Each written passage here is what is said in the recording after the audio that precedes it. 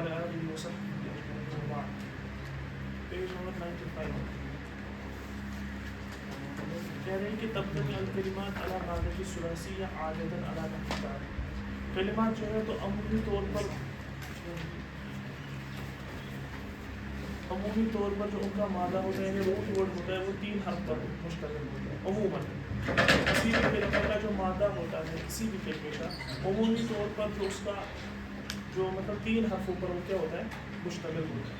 جیسے for example انہوں نے کچھ مثالیں دی سمجھانے کے لیے. شہیدہ سے نکلا ہے اس میں فاعل, جیسے اس میں فاعل ہے شاہد. شاہد کس کو کہتے ہیں؟ جو گواہ ہو, کسی چیز کا گواہ ہو, سامنے کچھ ہو رہا ہے تو اس پر شاہد ہو, اس کو شاہدن کہتے ہیں. اس کی صفت آتی ہے شہید ہو. ٹھیک ہے, شہید بھی شاہد کے معنی میں آتے ہیں, لیکن یہ اس میں فاعل کے طور پر نہیں بلکہ کیا کہتے ہیں, جیسے اللہ شہید ہو, اللہ کیا ہے یہاں پر اللہ کی صفت ہے شہید. ٹھیک ہے, ایسے. ایک ہے اس میں ظرف اسی کا مشہد. مشہد کہتے ہیں اس جگہ پر جہاں پر کوئی مطلب شہادت جہاں پر جو کوئی کام واقع ہو, جیسے کوئی جگہ ہے میں ہوں یہاں پر, میں شاہد ہوں اس واقعے کا, تو یہ جو واقعہ یہاں پر واقع ہوا اور میں شاہد بن کے اس سارے کو کیا کہیں گے مشہد. ٹھیک ہے, جہاں پر یہ مسئلہ ہوا. اسی سے اس کا جو اصل ہے مصدر وہ کیا ہے شہادت. ٹھیک ہے, شہیدہ یشہد شہادت. باب استفعال سے اگر لائیں گے تو کیا آئے گا استشہاد. ٹھیک ہے, استشہاد بھی شہادت کے معنی میں آتا ہے, شاہد ہونے کے.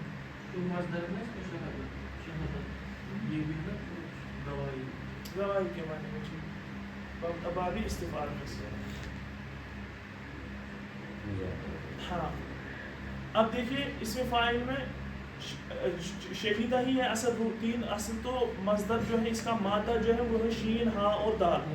تو اس میں فاعل میں الف کو زائد کیجئے تو بنے گا شاہد, صفت میں آپ یا کو بڑھا دیجئے تو بنے گا شہید, اور مصدر میں الف اور تا کو بڑھا دیجئے تو بنے گا شہادہ, اور باب استفعال میں آپ کو الف سین تا اور الف بڑھا جائے گا تو کیا بنتا ہے استشہاد. تو اصل مصدر اب کیا بن گیا, اس کا مادہ جو ہے اصل وہ کیا ہے شینا شہد. ٹھیک ہے, تو اسی سے یہ سارے کیا جو کلمات نکلے, چاہے آپ کا اس میں فاعل ہو, چاہے آپ کی صفت ہو, چاہے آپ کا اس میں ظرف ہو, چاہے آپ کا مصدر ہو, چاہے آپ کا باب استفعال سے ہو, وہ اس کا جو اصل مادہ ہے وہ کیا ہے. تو سمجھانا اصل میں یہ چاہتے ہیں جتنے بھی کلمات ہوتے ہیں ان کا جو مادہ ہوتا ہے وہ عمومی طور پر 3 حرفوں پر کیا ہوتا ہے مشتمل. اب ہے اکمل فراغات القطع بالکلمات المناسبة التي تجعلها مستعینا بالحروف التي في الجدول بعدها كما في المثال. یہ کہہ رہے ہیں کہ بلینکس جو نیچے دیے گئے ان کو فل کیجیے مناسب کلمات کے ذریعے. ٹھیک ہے, جو نیچے جدول میں دیے گئے, جیسے مثال کے طور پر والسماء ذات البروج والیوم الموعود وشاہد ومشہود. قسم ہے یعنی برج والے آسمان کی. برج بروج یہ ستارہ ہے, یہ کس کو اصل میں کہتے ہیں برج؟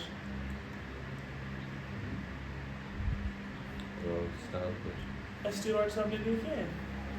ہاں, ایسٹیرائڈس دیکھیں آسمان میں جو پھیرتے رہتے ہیں.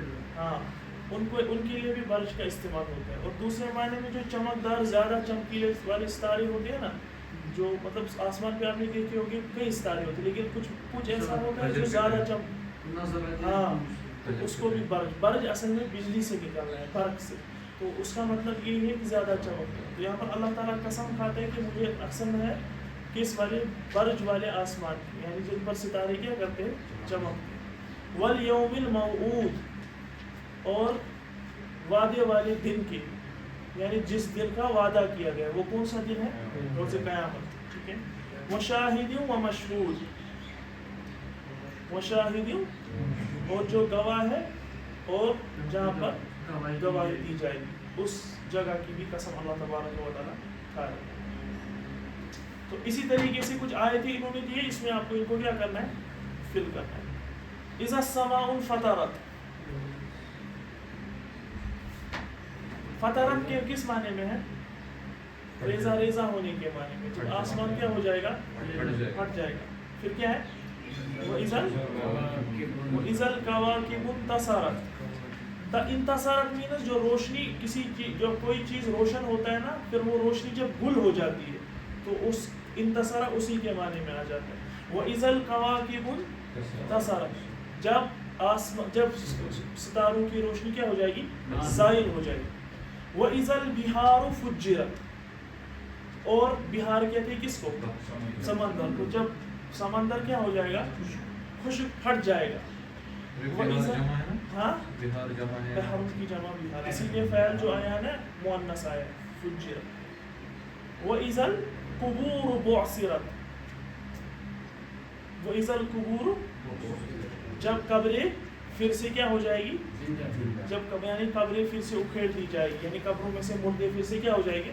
زندہ ہو جائے گے. اِذَا الشَّمْسُ كُوِّرَتْ. کوّرہ بھی کس معنی میں آئے گا یہاں پر؟ روشنی لپیٹنے کے معنی میں. جب سورج کی روشنی لپیٹ دی جائے گی. یہاں پر یہ جو کوّرت ہے نا فعل مجہول ہے. ہاں یعنی انڈائریکٹلی اشارہ ہے اللہ تعالیٰ کی طرف. جب اللہ تعالیٰ سورج کو کیا کرے گا؟ سورج کی روشنی کو لپیٹ لے گا, یعنی سورج کی روشنی ختم کی جائے گی. تو مجھے کوئی کہہ سکتے یہ کوّرت یہاں پر کیوں مؤنث آ گیا؟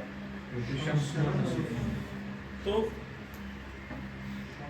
جب فعل مجہول ہوتا ہے نا, جب فاعل جو فعل ہوتا ہے جب فاعل موجود نہیں ہوتا ہے تو جو نائب فاعل ہوتا ہے اگر وہ مذکر یا مؤنث ہوگا تو فعل بھی اسی لحاظ سے آئے گا. یہ بات یاد رکھیے گا, ٹھیک ہے. یہاں پر نائب فاعل کون ہے؟ شمس ہے, ٹھیک ہے. تو یہاں پر فعل کو لایا گیا ہے کوّر.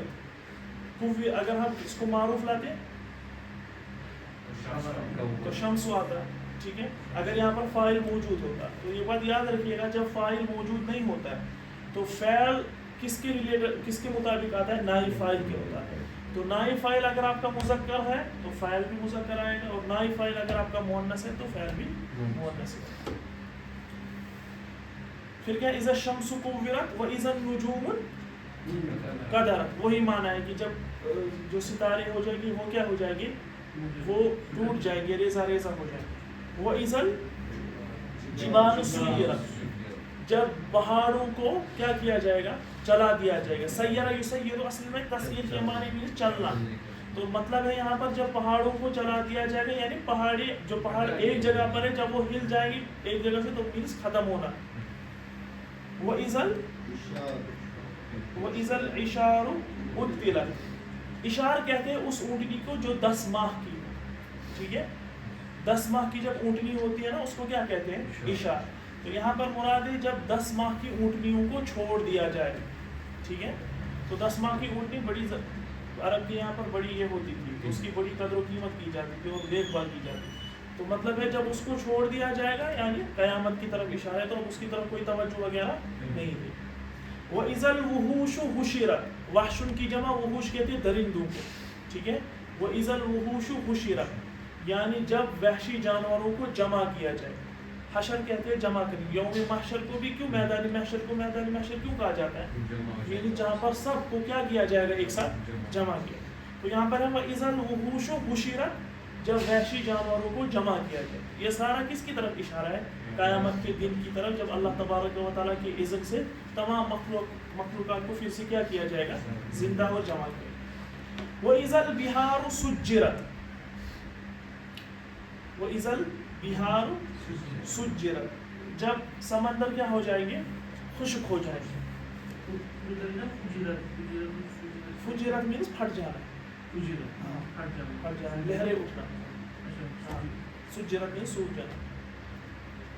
وَإِذَا النُّفُوسُ زُوِّجَتْ. نفس کہتے ہیں روح کو, جان کو.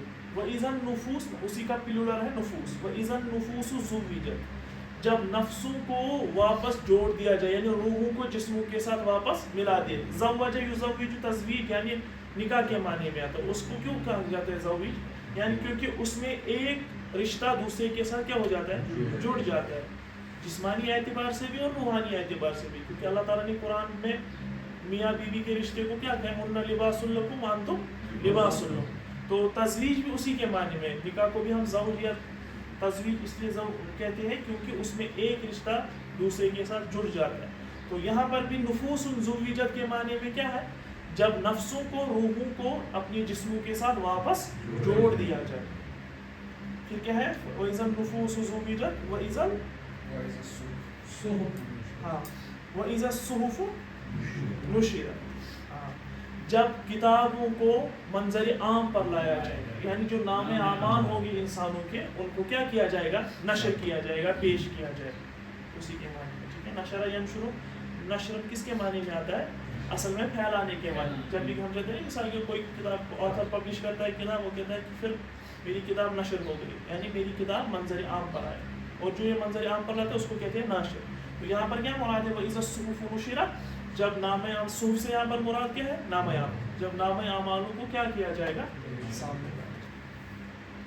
فیہا سرر مرفوع، سورہ غاشیہ کی آیت ہے، یعنی جنت کا جب تذکرہ اللہ تعالیٰ کر رہے ہیں وہ فرماتے ہیں فیہا سرر مرفوع.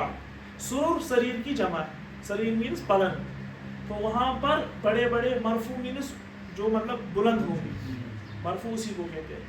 فیہا سرر مرفوع یعنی جنت میں کیا اونچے اونچے پلنگ ہو. پھر کیا ہے؟ فیہا سرر مرفوع واکواب موضوع. اکواب کس کو کہتے ہیں؟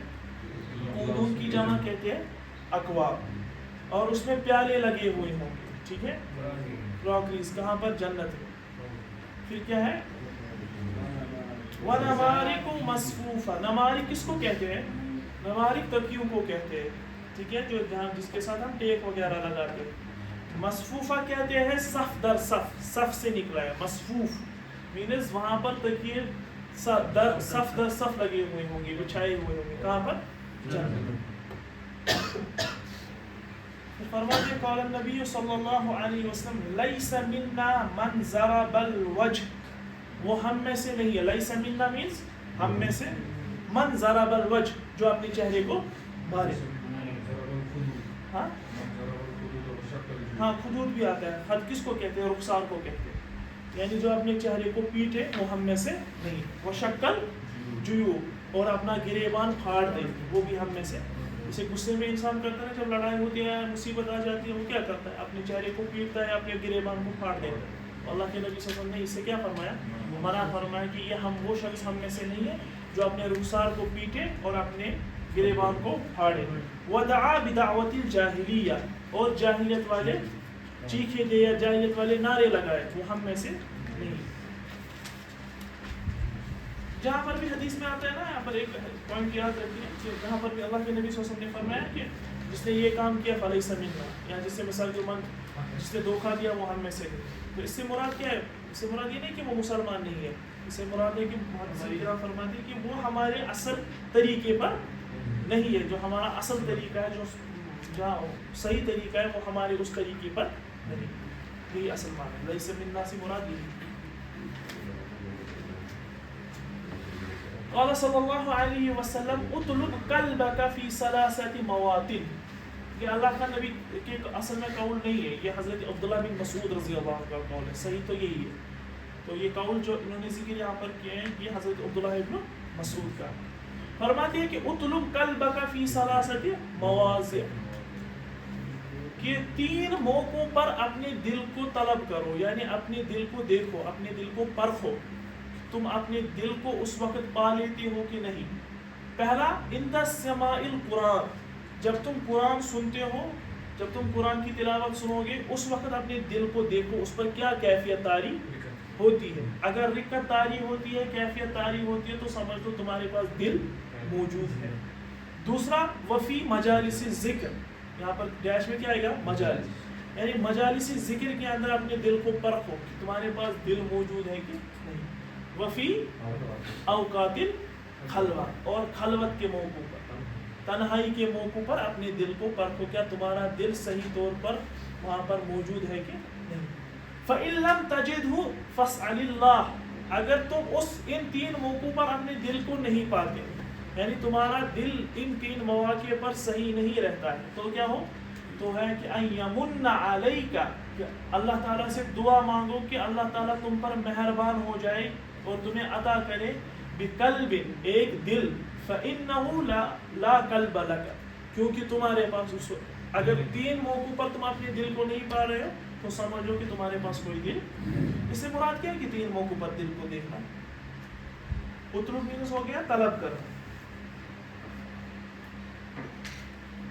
یامت وضاحت کہتے ہیں رائٹنگ میں منع ہو رہا ہے، اگر یہ حدیث نہیں ہو جاتا ہے بعض اوقات کوئی حدیث مرفوع ہوتی ہے لیکن صحیح معنی میں مرفوع نہیں ہوتی، موقوف ہوتا ہے، راویوں کا بعض اوقات ہو جاتا ہے۔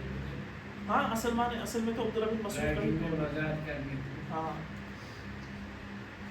کوئی مسئلہ نہیں، ایسی روایتوں میں اکثر ہوتا ہے، راویوں کی اکثر غلطی ہوتی ہے، راوی اس کو مرفوع بیان کرتے ہیں لیکن یہ مرفوع نہیں ہوتا ہے، موقوف ہوتا ہے، کسی صحابی کا قول ہو گیا ہے۔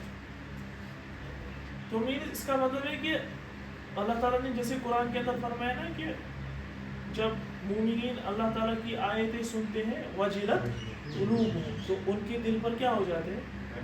ہیبت طاری ہو جاتی ہے۔ تو اس کا مطلب دل موجود ہے، دل کے اندر رکت داری ہے۔ اصل میں دل کو مرکز کیوں بنایا گیا؟ اللہ کے نبی صلی اللہ علیہ وسلم نے ایک حدیث مشہور ہے کہ ہاں تمہارے جسم کے اندر ایک گوشت کا لوتھڑا ہے، اذا صلح صلح الجسد کلہ، اگر وہ صحیح رہا تو تمہارا پورا جسم کیا رہے گا؟ وہ اذا فسد فسد الجسد، اگر اس کے اندر بگاڑ آ گیا تو سمجھو پورے دل کے اندر کیا، پورے جسم کے اندر بگاڑ واقع۔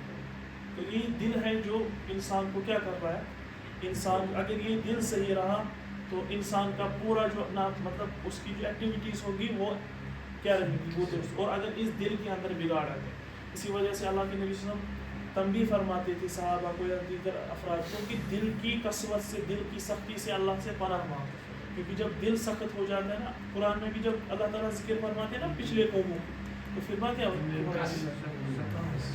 کہ اللہ تعالیٰ نے ان کی دلوں کو کیا کر دیا تھا، جب انسان کا دل سخت ہو جاتا ہے پھر نہ اس کو عذاب و عتاب اگر آپ دن رات اس کو سناؤ گے اس کو اس سے کوئی اثر نہیں پڑتا ہے۔ تو اللہ تعالیٰ کو ہمیشہ کیا مانگنا چاہیے، دل کی سختی سے پناہ مانگنا چاہیے۔ اور دوسرا فرمایا تھا مجالس ذکر، یعنی جب اللہ تعالیٰ کی ذکر کی جائے، اللہ تعالیٰ کا تذکرہ کیا جائے۔ مجالس ذکر بہت ساری آئی، یہ خاص نہیں کہ آپ کسی مجلس میں بیٹھے اور سبحان اللہ الحمدللہ پڑھے، یہاں پر جو آپ یہ بیٹھے یہ بھی مجلس ذکر ہے۔ ذکر آپ اس چیز کو کہتے ہیں جو جس سے آپ کو اللہ تعالیٰ کی یاد آ جائے، جس پہ آپ کی اللہ تعالیٰ کی یاد تازہ ہو جائے، وہ مجلس ذکر بنے۔ تو اس وقت آپ کے اپنے دل کو کیا کرو، پرکھو، اس وقت آپ کا دل اللہ تعالیٰ کی یاد سے معمور ہو رہا ہے کہ نہیں۔ تیسرا اللہ کے نبی یہ عبداللہ بن مسعود کا قول ہے کہ فی اوقات الخلوت، خلوت کے مطلب موقع پر، کیونکہ اس وقت اصل چیز تو وہی دیکھا جائے گا خلوت کے موقع پر۔ ایک مشہور حدیث ہے صحیح مسلم کی، اللہ کے نبی صلی اللہ علیہ وسلم نے فرمایا ایک بار صحابہ کو، کیا تمہیں پتہ ہے مسکین کون ہے؟ صحابہ نے اپنے اعتبار سے جواب دیا، اگر ہمیں بھی پوچھتے وہ کہتے ہیں جن کے پاس مال نہیں ہے، جو فائنانشلی پیچھے ہے۔ تو صحابہ نے بھی یہی جواب دیا، اللہ کے نبی نے فرمایا نہیں، مسکین وہ نہیں۔ فرمایا یا رسول اللہ پھر کون ہے؟ فرمایا مسکین وہ شخص ہے جو کل قیامت کے دن اللہ کے دربار میں پیش کیا جائے گا اور اس کے پاس نام اعمال پہاڑوں کے برابر ہوگی، یعنی نیکیاں اتنی ہوگی کہ ان کا وزن پہاڑوں کے برابر، لیکن اللہ تبارک و تعالیٰ ان کے نام اعمال کو، روایت میں آیا کہ حباء منصورا، حباء منصورا پتہ ہے کس کو کہتے ہیں؟ اگر آپ دیکھیں گے نا دن میں روشنی ہوتی ہے نا لائٹ آفتاب کی، اگر آپ پھر دیکھیں گے وہ نیچے چھوٹے چھوٹے ڈسٹ پارٹیکلس آتے ہیں نا اس روشنی میں، اسی کو کہتے ہیں حباء منصورا، چھوٹے چھوٹے چھوٹے چھوٹے۔ اللہ کے نبی صلی اللہ علیہ وسلم نے فرمایا کہ اللہ تعالیٰ اس شخص کے نام اعمال کو ایسے ہی غارت کر دے کہ ان کو ہوا میں کیا ہو جائے گی، اڑا دے۔ صحابہ حیران ہو گئے، یا رسول اللہ صلی اللہ علیہ وسلم ایسا کیوں؟ اگر اس کے پاس اتنی نیکیاں ہے تو اللہ تعالیٰ ان نام اعمال کو غارت کیوں کر دے؟ تو اللہ کے نبی صلی اللہ علیہ وسلم نے فرمایا اگرچہ یہ جلوت میں اللہ تعالیٰ کا فرما بردار تھا، یعنی ظاہری طور پر سب کے سامنے اس کے نام اعمال بہت اچھا تھا، لیکن جب یہ خلوت میں ہوتا تھا، یعنی اکیلا ہوتا تھا، جب اس کو دیکھنے والا، تب یہ اللہ تعالیٰ سے ڈرنے والا، تب یہ نافرمانی کرتا، تب یہ تو اسی کی بنا پر اللہ تبارک و تعالیٰ تمام نام اعمال کو کیا کرتے ہیں۔ تو اسی لیے جب انسان خلوت میں ہوتا ہے اس وقت اپنے دل کو پرکھنا ہے کہ وہ اس وقت دل اللہ تعالیٰ، دل پر اللہ تعالیٰ کا خوف طاری ہے کہ، ورنہ عام، حالانکہ اگر ہم سب یہاں پر کوئی جرت نہیں کرے گا گناہ کہ سب دیکھ رہے، تو اصل چیز تقویٰ تو اسی کو کہتے ہیں نا کہ آپ سرن اور اعلانیہ دونوں اعتبار سے اللہ تعالیٰ سے ڈرے۔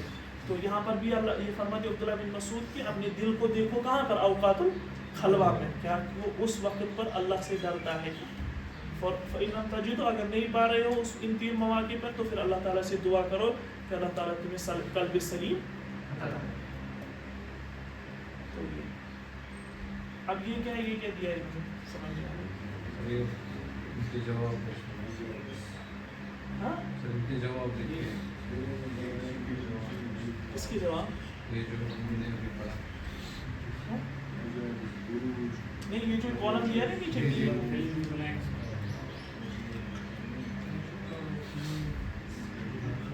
اچھا اتنے جمبل میں دیا ہے وہ اس کو، خیر چھوڑو، نیچے آئیں. تعمل سورہ واکتب اسماء تقلبات جویہ تراها فی التصویر ورتبها ترتیب الفبائی. یہ جو نیچے تصویریں دیے گئے ہیں، تو یہ جو فضا میں جو تقلبات ہوتے ہیں نا، کہ کبھی آندھی آتی ہے، کبھی بجلی آتی ہے، کبھی بادل گرجتے ہیں، تو اسی اعتبار سے انہوں نے کچھ پکچرز دیے. اب آپ کو کہہ رہے کہ ان کے نام لکھیں مگر الفابیٹیکلی، ترتیب کے ساتھ. الف کے ساتھ کون آئے گا، اس کے بعد با کے ساتھ، پھر تا کے ساتھ، پھر سا کے ساتھ. پہلا جس اس میں کون آئے گا؟ البرق. برق کس کو کہتے ہیں؟ بجلی. اس کے بعد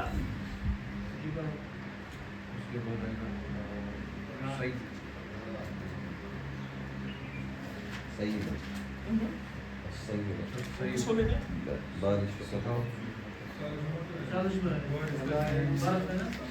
یہ سلج ہے. یہ جو دوسری تصویر میں ہے نا، یہ سلج ہے. ہاں برق بھی ہے. تیسرا برق. سلج اولے کو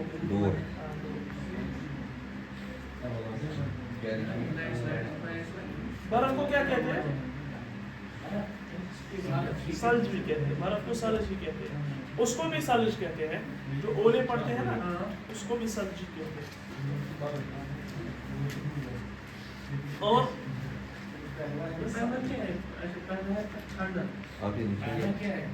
پہلا ہے یہ بادل گرج. جو تھرڈ ون ہے نا، وہ ہے یا بجلی. صائق. ہاں پہلے کو کیا لکھا آپ نے؟ پہلے کو ہم نے لکھا برق. ہاں پھر سیکنڈ ون لکھ سکتے ہیں آپ بورڈ پہ. پہلے کو کیا آئے گا؟ برق.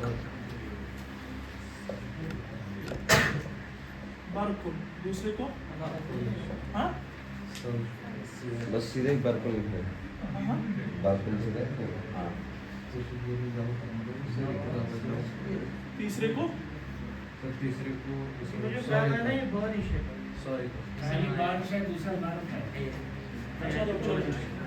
چلو بارش. نمبرنگ نہیں دیا نا، میں کہہ رہا ہوں نا ترتیب ہے الف با کے حساب سے. تو با آتا ہے نا پہلے، پھر آتا ہے نا سا، اس اعتبار سے. تو پھر تیسرا صائق ہونا چاہیے. ہاں بجلی کو کیا کہتے ہیں؟ صائق کا تو یہ وہ آگ والی بجلی ہے. آگ والی بجلی ہے. جی آگ والی بجلی گرتی ہے. نہیں، یہ وہ والی نہیں، یہ سیدھے لائٹنگ ہے. رات یہ برق. برعد. ہاں فورتھ ون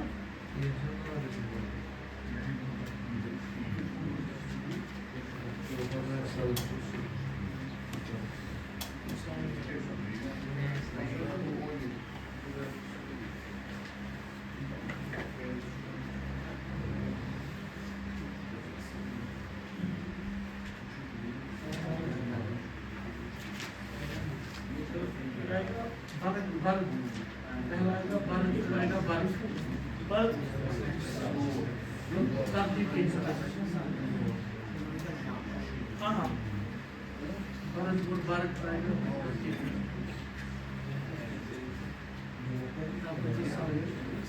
لاسٹ سال جائے گا، دوسرے میں برد آئے گا. ہاں لاسٹ میں سل جائے گا. دوسرے میں برد آئے گا. اس میں آئے گا لاسٹ میں کیا آئے گا؟ سل. دوسرے میں برد. پہلے میں برد. برد اور ٹھیک ہے.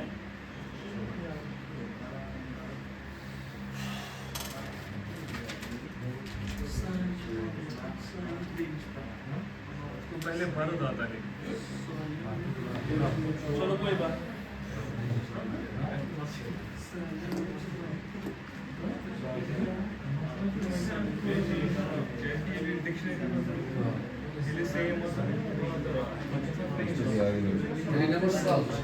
دفعہ آ جائے گا وہاں سے ایسا ہو جائے گا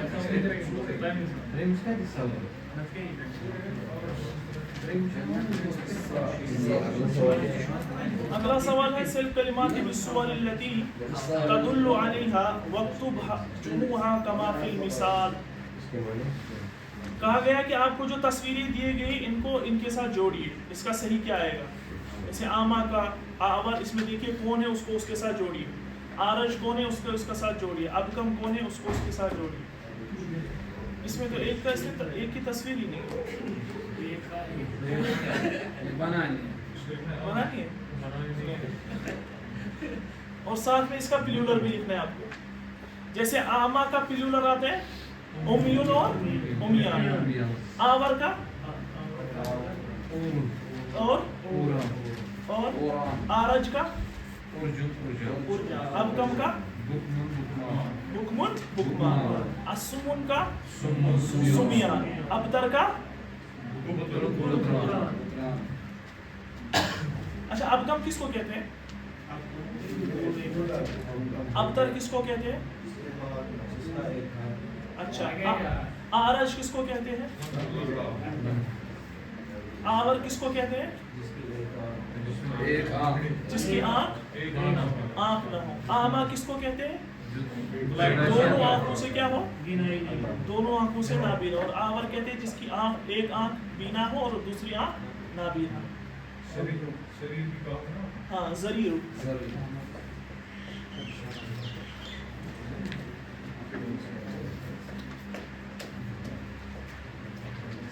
اب جو ہے نا 98 پر بھی آپ کی ایکسرسائز ہے. آپ کو کہا گیا ہے ضع صیغ الافعال للمزید فیہ فی قائمتها.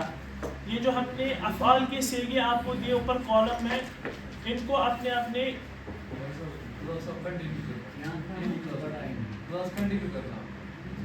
ان کی نہیں ہے. اوکے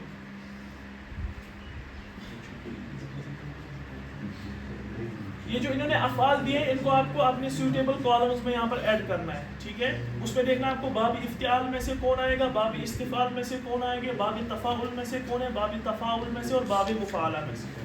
جیسے انہوں نے ایک مثال دی ہے باب افعال میں سے کون سا آتا ہے؟ تبسط. آپ دیکھیے باب افتعال میں سے کون آئے گا؟ اوپر والے جو افعال دیے نا ان میں سے دیکھیے باب افتعال کا کون ہے اس میں؟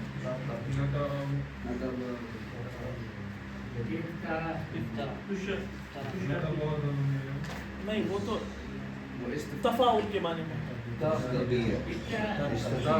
ہاں اقترح یقترح اقتراح آگے نا باب افتعال میں سے.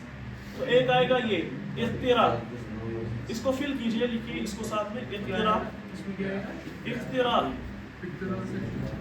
یہ ان 5 بابوں سے اس کے بعد ہے کچھ اور ہم نے پڑھے تھے 5 باب مثلا یہ اس کے ریلیٹڈ ہے کہ اس کے بغیر؟ یہ مزید فی کے. اچھا مزید فی کے بعد. اقتراح کس کو کہتے ہیں؟ مشورہ. ہاں اقتراح یقترح اقتراح مشورہ. اب باب استفعال میں سے دیکھیے ان میں سے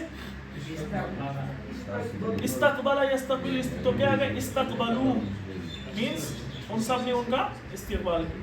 باب تفاعل میں سے دیکھیے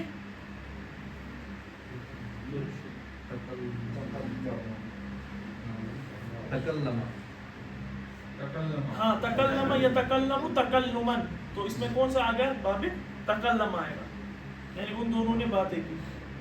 باب تفاعل میں سے کون آئے گا؟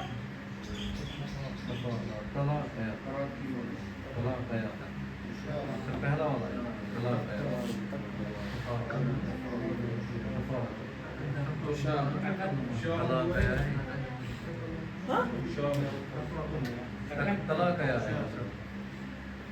طلاق ہے پہلا ہی. کون سا آئے گا تفاعل میں سے؟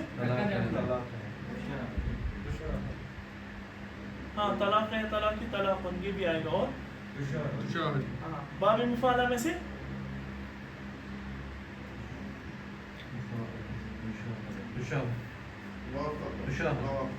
ہاں وافق یوافق موافقہ باب مفاعلہ, یہ ہو گیا ایک.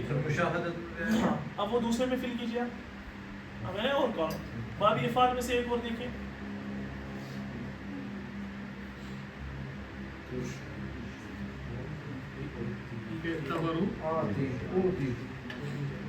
हाँ ये अतबरा ये अतबिरु ये अतबार कौन सा आएगा नहीं इसमें तो ये तातबिरु हाँ यही आएगा तातबिरु आएगा ठीक है बाल इफाल में से एक तरह पहले ऊपर लिखना हाँ एक तरह गया बाबी इस्तिफाल इफ्तियाल में से फिर से कौन सा आएगा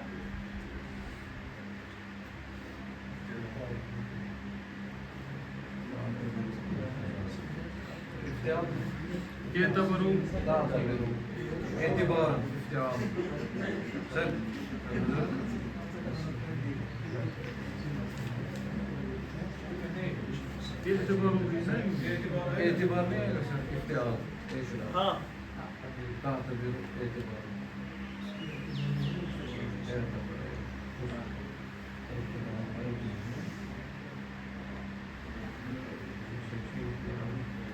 इन्होंने ऊपर 16 कलिमा दिए नीचे कॉलम 30 दिए कैसे होगा ये खुद बनाने आपको ठीक है कोई भी अफाल आपको देखने हैं कि बाबी इफ्तियाल में से कौन आएगा उसको फिल कीजिएगा और बाबी इस्तिफाल में से कौन आ जाएगा उसको फिल करिए बाबी तफाउल में से कौन आएगा उसको फिल करें और बाबी तफाउल और बाबी मुफाल कल ये एक्सरसाइज आप दिखाना मुझे ठीक है तो अफाल देखिएगा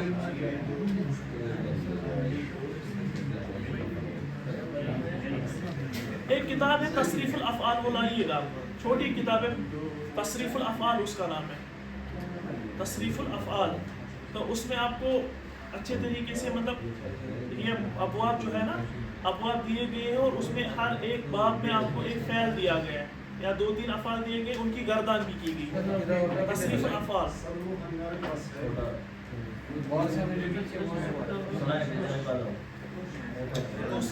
छोटी किताब अगर मुझे कल याद रहा मैं साथ लाऊंगा मैं दिखाऊंगा आपको तो वो आप लाइएगा उसमें आपको क्या होगा कि जो अफ़आल है ना अफ़आल एक तो उसमें वो अरबी में ये एक तो अफ़आल है अफ़आल की गर्दान दी गई और उसका माना भी नीचे दिया गया कि इससे मुराद क्या है ठीक है या बाबी इफ़ाल में से कोई आएगा बाबी तफ़ील में से बाबी मुफ़ाला से फिर उसको नीचे दिया गया कि इसके क्या मुराद होते हैं ठीक है माना भी दिया गया अरबी में वो आएगा आपको समझ वो इतनी टफ किताब उसमें आपको खाली ये मतलब एक आपको एक पैटर्न मिलेगा कि आप अगर कोई फ़ैल आपको बाबी तफ़ील में से आएगा उसकी आप गर्दान आसानी से कर सकते और इसी तरह बाबी इफ़ाल में से आएगा और उसमें मारूफ मजहूल वगैरह इसी तरह माजी मुजारे अमर सब दिया गया है तो उससे थोड़ी आपको क्या है बस अगर हर एक बाब में से आपको एक एक फ़ैल की प्रैक्टिस हो जाएगी फिर उस बाब में जितने भी बाकी अफ़ाल आएंगे वो आपको खुद आ जाएंगे ठीक है बल्कि आपको हर बाब में से हर एक एक फ़ैल की क्या करनी पड़ेगी उसमें प्रैक्टिस फिर आगे जाकर उसमें और भी हरूफ इल्लत वगैरह होती है वो किस तरीके से उसमें गिर जाती है अमर में या मुजारे में वो भी उसमें दिया है वो आप मिलेगी लाल चौक वगैरह से अब व्हाट्सएप अगर कोई सहूलियत भी हो जाए तो कंसेशन हाँ आप जमा कीजिए व्हाट्सएप को दीजिए पैसे मसला ये मैंने आपको पर्सनली रिकमेंड की किताब तो अब इंस्टीट्यूट का अपना एक होता है एजेंडा वो किस तरीके से क्या व्हाट्सएप अपनी किताबें नशर कर उनको है ना अपनी रस्म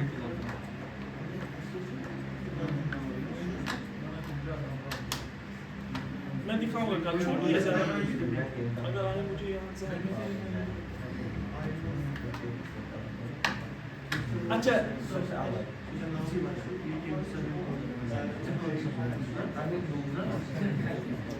फोर्थ एक्सरसाइज आपको कहा गया है कि हव्विल अल कलिमातिल मुनव्वना इलल मुसन्ना बिशक्लिन सहीन व गय्यरा मा यल्ज़म कमा फिल मिसाल ये जो कलिमात मुनव्वना कलर्ड अब कलर्ड कलिमात लिखी है लेकिन इनको कलर नहीं दिया इन्होंने ठीक है हव्विल कलिमात अल मुनव्वना ये जो कलर्ड कलिमात है इनको चेंज कीजिए सिंगुलर से आपको किसमें इनको बनाना है ड्यूअल में बिशक्लिन सही शक्ल में वो गय्यरा मा यल्ज़म कमा फिल मिसाल और उसके जरिए जो जो तगय्युरात आ जाएंगे उनको भी आप देखिए कमा फिल मिसाल जैसे कि पहली मिसाल में दिया गया रहबा अहलुल बैत बिज़ैफिल जदीद घर वालों ने नए मेहमान का खैर मकदम किया रहबा युरहिबु तरहीबन मीनस खैर मकदम करना तो रहबा अहलुल बैत बिज़ैफिल जदीद گھر والوں نے نئے مہمان کا. اب آپ کو ضعیف کا مثنیٰ لانا ہے. اب کیا آئے گا؟ رحب اہل البیت بضیفین الجدید. گھر والوں نے دو نئے مہمانوں کا خیر مقدم استقبال. دخلت الغرفۃ وبحثت عن کتابی. میں کمرے میں داخل ہو گیا اور اپنی دو کتابیں اپنی کتاب ڈھونڈی.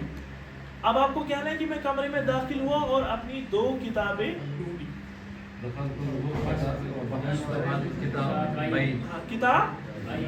کتابیہ.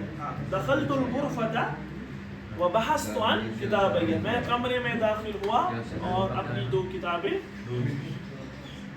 یعمل العامل فی مصنع ابی.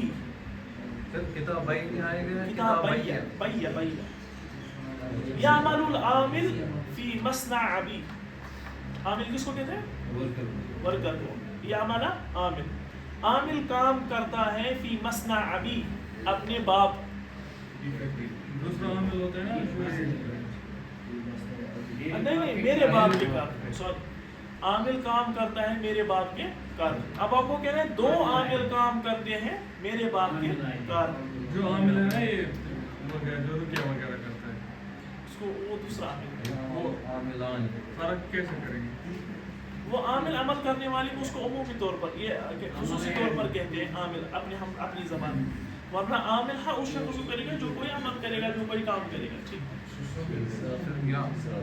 تو عامل اس کو اس اعتبار سے کہتے ہیں کیونکہ وہ وظیفہ وغیرہ کا عمل کرتا ہے نا. کسی کو مطلب کوئی پریشانیاں یا ڈرا ورا ہوا ہو تو اس پر وہ عمل کرتا ہے, یعنی اس پر کلمات پڑھ کے اس پر دم کرتا ہے, اسی کو عمل کہتے ہیں. اور اسی وجہ سے اس کو کیا کہتے ہیں؟ عامل. یا عملو العاملان فی مصنع ابی. دو عامل میرے باپ کے کارخانے میں کام. سأل الاستاذ الطالب بنگلہ دیش. تو بنگلہ دیش. ہاں تو استاد نے ایک بنگلہ دیشی طالب علم سے سوال پوچھا. ٹھیک ہے. سأل تو کیا آئے گا کہ آپ کو کہنا ہے کہ استاد نے دو بنگلہ دیشی طالب علم سے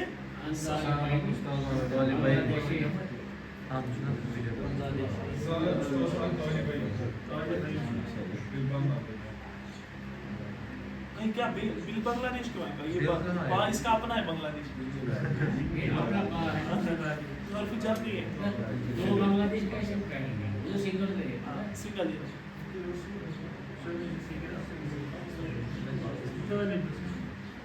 یہاں پر یہ جو طالب بنگلہ دیشی ہے نا, یہ کیا بن رہا ہے اس کا؟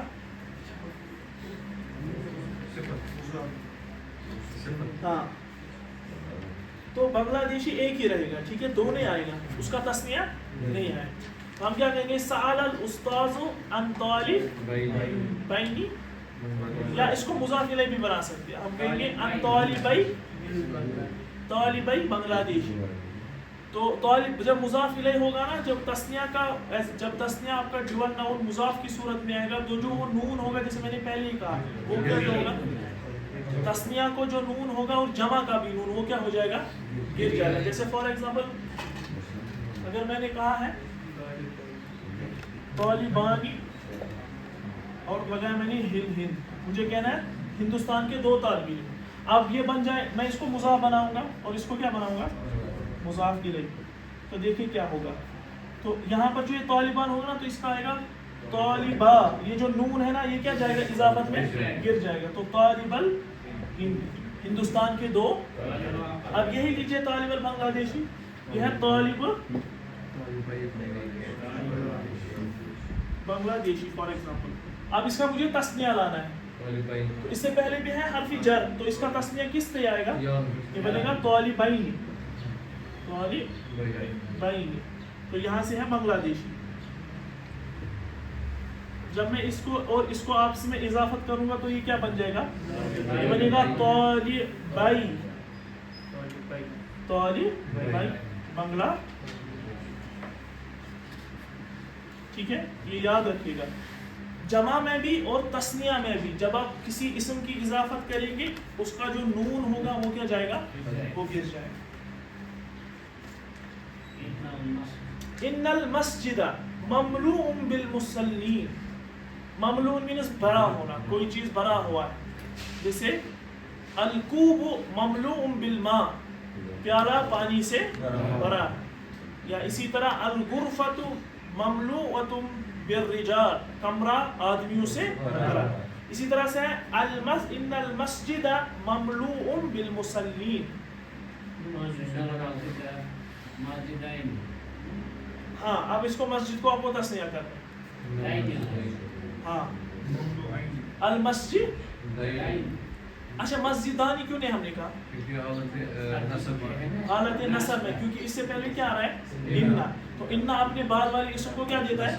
زبر دیتا ہے. اور ہم نے کیا پڑھا تھا جب تسنیہ حالت رفع میں ہو یا حالت نصب میں ہو یا حالت جر میں، تو تسنیہ کس سے بنائیں گے؟ یا اور. تو آئے گا ان المسجدین مملوء. انا کی خبر کیا ہوتی ہے؟ مملوعان. تو یہاں پر آئے گا مملوعان. کیوں آئے گا مملوعان؟ کیونکہ یہ انا کی کیا بنے گی؟ انا کی خبر مرفوع ہوتی ہے. تو ان المسجدین مملوعان دو مسجدیں مصلیوں سے بری ہوئی. جی. خرج المریض من المستشفى مسرورا. خرج من المستشفى، دو مریض ہسپتال سے خوشی خوشی نکلی.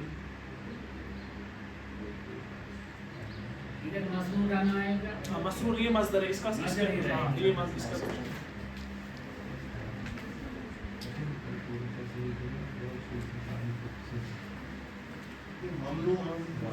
مملوء مینس بھرا ہونا. کوئی ہاں مملوعان میں نے اس وجہ سے کیا، ہم نے پڑھا تھا نا، جیسے اگر آپ نے پڑھا ہو شاید اس سے پہلے میں نے بتایا کچھ حروف ایسے ہیں جو اپنے اسم کو زبر دیتے ہیں اور اپنی خبر کو پیش دیتے ہیں. اس میں سے ایک ہے انا. یہ جو انا ہے نا، اس کا اسم بھی ہوتا ہے اور اس کی خبر بھی ہوتی ہے. ٹھیک ہے. انا اپنا اگر انا آئے گا اور اس کے بعد جو اسم آئے گا اس پر زبر ہوگی. جیسے میں فار ایگزامپل کہوں گا انا زیدن، تو انا کے بعد جو زید آ گئی ہے انا کا کیا بن گیا؟ اسم. اور انا اپنے اسم کو کیا دیتا ہے؟ زبر دیتا ہے. اور انا کی خبر ہوتی ہے. جیسے میں کہوں گا انا زیدن قائم، زید کھڑا ہے. ٹھیک ہے. اب یہ کیا بن گئی؟ قائم اس کی. اور انا کی جو خبر ہوتی ہے وہ ہوتی ہے مرفوع، اس پر کیا ہوتا ہے؟ پیش. اب یہاں پر سوال ہے کہ مملوعان میں نے کیوں کہا؟ اس وجہ سے کہا کیونکہ انا جو ہے، انا کے بعد جو اسم آ رہا تھا وہ کیا تھا؟ مسجدہ تھا. تو انا کی کیا بن گیا؟ مال مسجد اسم. اور اس کے بعد کیا تھا؟ مسجد کے بعد مملوء. اس پر کیا تھا؟ پیش. کیونکہ یہ انا کی کیا تھی؟ انا کی جو خبر ہوتی ہے وہ مرفوع ہوتی ہے، اس پر کیا ہوتا ہے؟ پیش. اب جب میں نے اس کو تسنیہ بنایا یعنی ڈیول بنایا، انا المسجدہ، مسجدہ کو جب میں نے تسنیہ بناؤں گا تو میں مسجدہ نہیں لکھوں گا، میں کیا لکھوں گا؟ المسجدین. کیوں؟ کیونکہ یہاں پر انا پر کیا ہے؟ مسجد پر کیا ہے؟ زبر. اور میں نے آپ کو پہلے ہی بتایا جب آپ کا اسم منصوب ہوگا اس پر زبر ہوگی، تو تب جب آپ اس کا ڈیول بنائیں گے تو الف اور نون سے نہیں بلکہ کس سے بنائیں گے؟ یا اور نون سے. تو یہ کیا بن جاتا؟ المسجدین. ٹھیک. اب بچ گیا یہ مملوء. اب مملوء کا بھی اس کو مجھے تسنیہ بنانا ہے. ٹھیک ہے. اب مملوء کو میں تسنیہ الف اور نون سے ہی بناؤں گا. کیوں؟ کیونکہ یہ ہے مرفوع. تو مرفوع کا جب ہم جو اسم مرفوع ہوتا ہے اس کا تسنیہ کس سے بنائیں گے؟ الف. تو یہ کیا بن گیا؟ مملوء. سمجھ آئے گا؟ انا کا جو اسم ہوتا ہے وہ منصوب ہوتا ہے اور انا کی جو خبر ہوتی ہے وہ مرفوع. تو ایز اٹ از پھر میں نے اسی کا جو مسجد کا جب میں نے تسنیہ لایا چونکہ یہ منصوب تھا تو یا اور نون کے ذریعے، اور مملوء چونکہ میرے پاس مرفوع ہی تھا اسی وجہ سے میں نے اس کا تسنیہ الف اور نون سے. ہاں بالکل.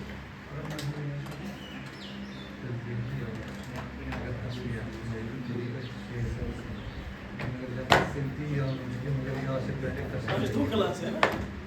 ہو گیا نا 15 منٹ کے بعد آپ تھکے 6 کلاس ہے. وہ کر سکتے ہیں نا, وہ جو بولنے کا پریکٹس کرتے ہیں نا, بولنے کا پریکٹس کرتے ہیں 5 منٹ یا 10 منٹ. اچھا ان اشعار کا ہم نے ترجمہ کیا تھا جو پچھلے چیپٹر میں آئے تھے. بقدر القدر بات صاحب نہیں کرا کیا پڑھایا تھا ذرا بتاؤ, کوئی بتا سکتے کس نے یاد رکھی ہے وہ؟ ہاں کوئی بتا سکتے ہیں کس کے اشعار ہے؟ امام شافعی کا. کیا مطلب ہے بقدر القدر تقسم المعالی من طلب العلا سہر الليالي. ہاں جس کو بلندی کی طلب ہوتی ہے سہر الليالي وہ کیا کرتا ہے؟ ہاں ومن رام العلا من غیر القد. قد کس کو کہتے ہیں؟ محنت و مشقت. ہاں تو بلندی پر جو چڑھتا ہے بغیر محنت و مشقت کے ازال عمر فی طلب المحال, وہ اپنی عمر کو ضائع کرتا ہے کس میں؟ ایسی چیز میں جو محال ہو, جو ممکن. تروم العز ثم تنام لیلا مطلب کوئی بتا سکتا ہے؟ ہاں یغوص البحر من طلب العالی, سمندر میں موتیوں کی طلب میں. یعنی اس سے کیا پتا چلتا ہے کہ جو محنت مشقت کر کے اپنے مقصد کی ٹو میں لگ جاتا ہے وہی کیا ہو جاتا ہے؟ کامیاب. اور جو بغیر محنت و مشقت کی کسی چیز میں لگ جائے گا تو وہ ایسا ہے کہ جیسے کس میں لگنا ہے؟ فی طلب, اپنی عمر کو ضائع کرنا کسی ایسی چیز میں جو ملنا. تو اس سے پتا ہے کہ ہر چیز کو کس سے حاصل کیا جا سکتا ہے؟ محنت اور سہر الليالي. کوئی مشن ہے, کوئی بزنس ہے, رات کو کون بزنس کرتا ہے, اس کا مطلب ہے اللہ تعالیٰ سے ملنے. ہاں اصل میں تو وہی مراد ہے من طلب العلا سہر الليالي. یہاں پر مراد علا سے کیا ہے؟ اللہ تعالیٰ کی معرفت, چاہے علم ہے وغیرہ, تو وہ یہ. اور طالب علم کے لیے ضروری ہے کہ وہ راتوں کو کیا کرے؟ راتوں کو جاگنا ایک طالب علم کے لیے نہایت ضروری. رات کو جاگنا یا صبح جلدی اٹھنا؟ رات کو جاگنا یا صبح جلدی اٹھنا؟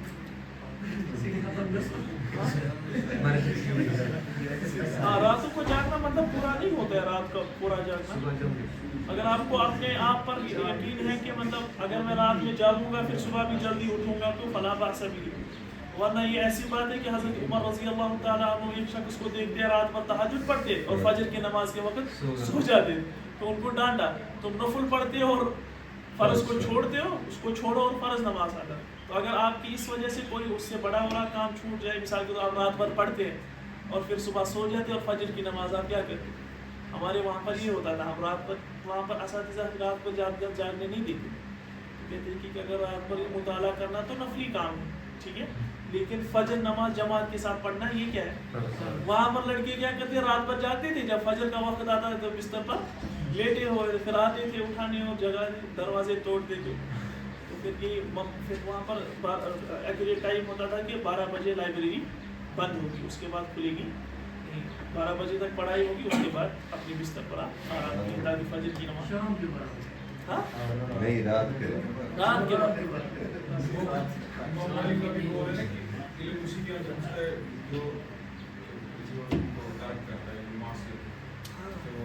امام یہ ہے نا امام شافعی, انہوں نے اپنے استاد سے شکایت کی, شکوت وقیا سوء حفظی فارشدنی الی ترک. امام شافعی علیہ رحمہ کا حافظہ اتنا قوی تھا, اگر کتاب سامنے ہوتی تھی نا, مثال کے طور انہوں نے کوئی کتاب کھولی, اگر پیج نمبر فار ایگزامپل 92 ہے, اس کے بعد 93 ہے, اگر پہلے پیج نمبر 93 پر نظر پڑتی تھی تو یہ حفظ ہو جاتا تھا. تو اسی وجہ سے امام شافعی اس والے پیج کو پہلے ہائڈ رکھتے تھے تاکہ نظر اس پہ نہ پڑے, ورنہ یہی پہلے یاد ہو جاتا. اتنا قوی حافظہ تھا. اس کے باوجود بھی اپنے ان کے استاد تھے وکیل, تو ان سے انہوں نے شکایت کی کہ مجھے لگتا ہے کہ میرا حافظہ خراب ہو رہا ہے. اس حافظے کے باوجود بھی وہ تو ائمہ تھے, تو استاد بھی بڑے مطلب نظر والے تھے، انہوں نے کہا امام شافعی فرماتے ہیں فارشدنی الی ترک، تو انہوں نے مجھے حکم دیا کہ معصیت کو کیا کر دو، گناہوں کو چھوڑ دو. فإن العلم نور من الہی، کیونکہ یہ علم جو ہے اللہ تعالیٰ کا ایک نور ہے، یہ اس دل میں نہیں رہتا ہے جو دل کیا ہو، سیاہ فام ہو. تو اس کے لیے ضروری ہے کہ دل آپ کا کیا ہونا چاہیے گناہوں سے، پھر یہ اس دل میں کیا پکڑے گا، جگہ پکڑے گا. جیسے اللہ کے نبی صلی اللہ علیہ وسلم نے بھی ایک مثال فرمائی نا صحیح مسلم کے اندر کہ قرآن پاک اگر کوئی یاد کرتا ہے تو اس کو ورد کیا کرو، یعنی کنٹینیوس، اور گناہوں سے کیا کرا، پاک رہا کرو. تمہارے دل سے قرآن اسی طرح نکل جاتا ہے جس طرح مثال کے طور پر آپ کسی اونٹ کو باندھے رکھو بہت ٹائم تک، پھر اس کو چھوڑو، وہ کتنی تیزی سے بھاگے گا، بلکہ اللہ کے نبی سے فرمایا اس سے تیزی سے تمہارے دل سے قرآن کیا ہو جاتا ہے، نکلتا ہے. اور اللہ کے نبی سے فرمایا جس نے قرآن یاد کیا پھر اس کو بلا دیا. اب بلانے کی کئی معنی، یا تو گناہوں کی وجہ سے وہ بھول گیا، یا تو اس نے یاد کیا پھر اس کو پس پشت ڈال دیا. تو اللہ کے نبی سے فرمایا کہ کل وہ قیامت کے دن اٹھایا جائے گا، اس کے جسم پر خالی ہڈیوں کا ڈھانچہ ہوگا اور گوشت وغیرہ کچھ نہیں. تو علم کے لیے تکرار ضروری ہے، اسی وجہ سے کہتے ہیں ہمارے سلف الصالحین علم حاصل کرو، اس کے ساتھ ساتھ کیا کیا کرو، تکرار کرو. کیونکہ یہ بحر، اس کو کہتے ہیں عربی میں تعبیر استعمال ہوتی ہے، یہ جو علم ہے بحر لا ساحل لہ، یہ ایک ایسا سمندر ہے جس کا کوئی کنارہ، جس نے بھی سیکھا اس نے بھی آخری دم تک کہا کہ بس میں نے کچھ ہی حصہ پا لیا، باقی اللہ تعالیٰ. وفوق کل ذی علم علیم، اللہ تعالیٰ نے مطلق قرآن کے اندر فرمایا. سورۃ موسیٰ علیہ السلام کو بھی اپنی جگہ یہی گمان تھا نا کہ مجھ سے بڑا کون ہوگا، کیونکہ ان کو گمان تھا کہ میں پیغمبر ہوں اور پیغمبر سے بڑا ہو بھی نہیں کوئی سکتا. ہاں پھر اللہ تعالیٰ نے دکھایا نا، وہ جب خضر علیہ السلام سے بولا تو کوئی کہتا ہے کہ میں نے اتنا پڑھا کہ میں بڑے بڑے اونچے مقام پر پہنچ گیا، تو کیا ٹھیک ہے؟ یہ درست ہے، یہ تقویٰ اور ورع کے خلاف کوئی ایسا دعویٰ نہیں کر سکتا.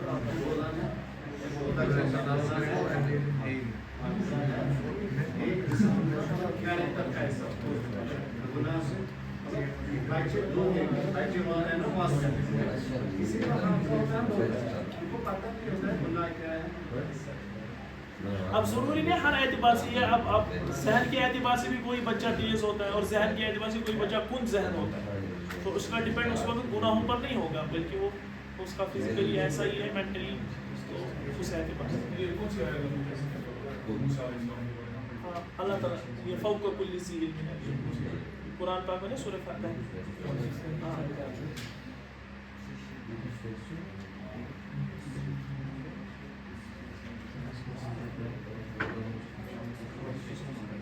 ٹھیک ہے.